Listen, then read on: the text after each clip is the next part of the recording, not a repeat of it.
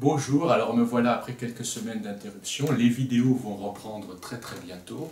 J'aurai l'occasion de m'en expliquer, je ne vais pas développer ça ici parce que je suis pour un but bien précis qui est un petit peu autre chose. C'est la parution du premier livre de la méthode que j'avais annoncé. Enfin la méthode, ça n'est pas la méthode, c'est le cours et la méthode. Donc le premier livre, le premier de la série de 5 livres.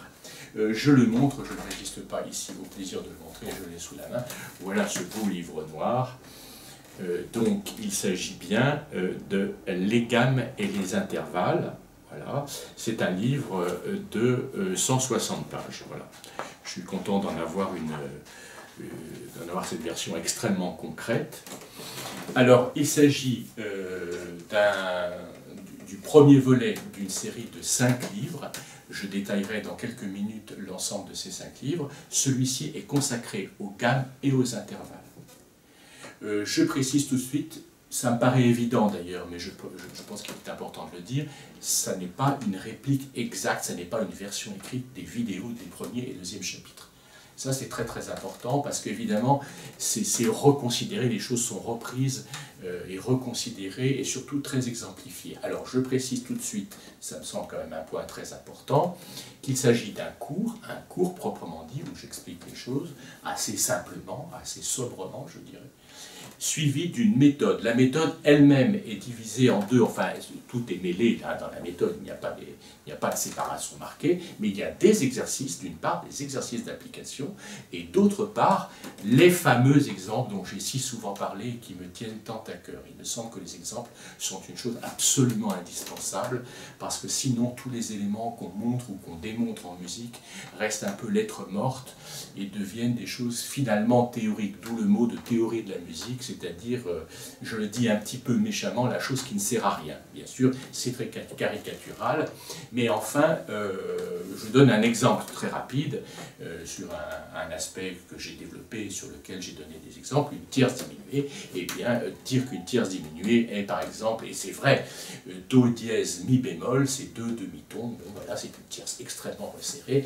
Eh bien, ma foi, le dire comme ça et se cantonner à cette énonciation, c'est un petit peu vain. Voilà, c'est un petit peu vain tant qu'on n'a pas montré par des exemples à quel endroit dans la musique se situe précisément la tierce diminuée. Alors, je reprends rapidement l'objectif de ce livre. Il s'agit donc des gammes.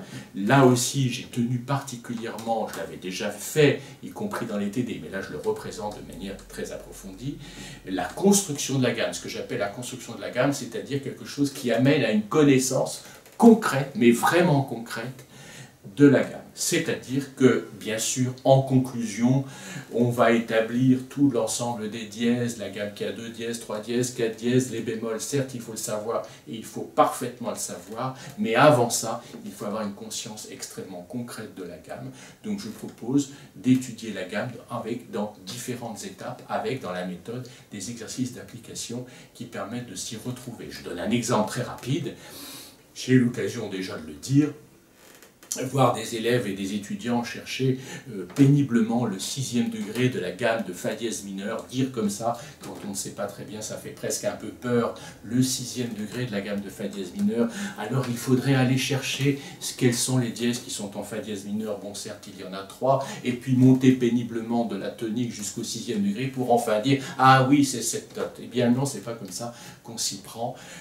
Quand on a une connaissance concrète de la gamme, on sait ce que c'est que tonique et dominante, cette quinte juste tonique et dominante, donc c'est Fa dièse, Do dièse c'est la dominante, et en mineur, le 6e degré est un demi-ton au-dessus de la dominante, donc c'est Ré. Et c'est comme ça qu'on procède, et c'est comme ça qu'on acquiert en profondeur la connaissance des gammes et des tonalités. Voilà pour les gammes, et dans un deuxième temps, j'ai évidemment abordé les intervalles. Là aussi, les intervalles, je l'ai évoqué à propos de la tierce diminuée, mais j'y tiens particulièrement. D'abord, les exemplifications sont grandes. Ce que je voulais dire, ça n'est pas ça, ça c'est pour l'acquisition des intervalles, des multiples intervalles, mais je tiens beaucoup parce que à focaliser l'attention un long moment avec des exercices encore une fois et des exemples, l'attention sur les intervalles, parce que je constate trop souvent une vision globale de l'accord. L'accord c'est une combinaison d'intervalles, l'accord de 3 sons ce sont 2 intervalles, l'accord de 4 sons ce sont 3 intervalles. Bon, Et bien souvent, je vois des étudiants qui savent globalement que 7+, c'est l'accord de dominante, de septième de dominante sans voir vraiment que le plus, c'est la tierce majeure qui est la sensible, et le 7, c'est la septième, et la repérer précisément dans le texte. Donc il faut avoir une connaissance solide de l'intervalle avant de se lancer à corps perdu dans les accords, et les voir de manière globale. Par exemple, dans l'accord 6-5 barré, eh ben, où est la sixte ou la quinte barrée? C'est pas bien compliqué, hein, c'est très très simple. Mais encore faut-il avoir passé du temps à observer les quintes diminuées, les sixtes, et voir que l'accord de sixte et quinte barrée, c'est bien la combinaison de ces deux intervalles, plus un troisième qui est la tierce, peu importe. Voilà.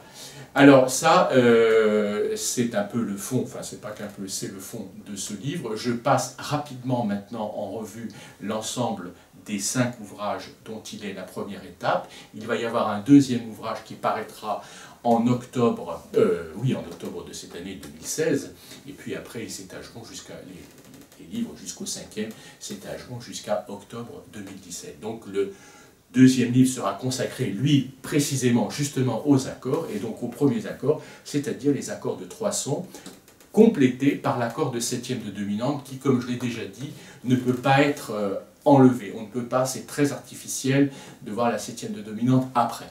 La septième de dominante, certes, elle fait 4 sons, mais elle fait partie du corpus des ensembles de 3 sons, la dominante étant volontiers avec sa septième. Donc il est un peu artificiel de ne pas la présenter d'emblée. Voilà pour le deuxième livre. Le troisième livre sera consacré, lui, aux modulations. Certes, les modulations ont déjà été abordées dans le premier livre, puisque j'évoque l'ensemble des gammes, des tonalités, et donc j'évoque les relations qu'elles entretiennent entre elles par le jeu des modulations. Mais là, le troisième livre, lui, sera, dans le cadre de l'étude de l'harmonie, une étude des modulations approfondie, bien sûr, avec encore une fois des exemples pour chaque modulation étudiée. Ça, c'est une chose. Deuxième chose, dans ce troisième livre, il y aura les accords de 4 sons et les accords de 5 sons, c'est-à-dire les accords de 9e.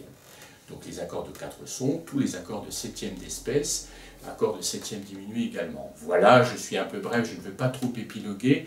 Le 4e livre sera consacré, lui, aux accords altérés. Je réfléchis, oui, il s'agit des accords altérés. Le sixte augmenté, tierce diminuée, etc., complété par un travail sur les codas. Et enfin, le 5e livre, lui, un peu comme un point d'orgue et une conclusion à cet ensemble qui sera quand même assez volumineux, est consacré, lui, à des exercices d'écriture. Donc ce seront des basses données, des chants donnés, des chorales variées, et une initiation à l'écriture de l'invention. Un peu sur le modèle des inventions de Bach. Voilà.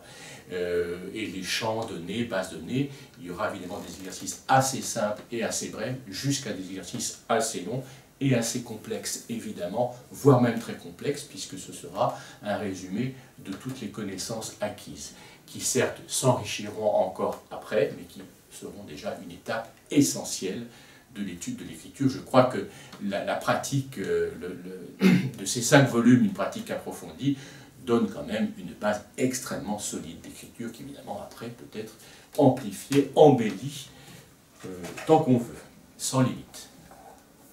Avant de quitter et de clore cette vidéo, je le remonte, je ne résiste pas au plaisir de le remontrer encore une fois.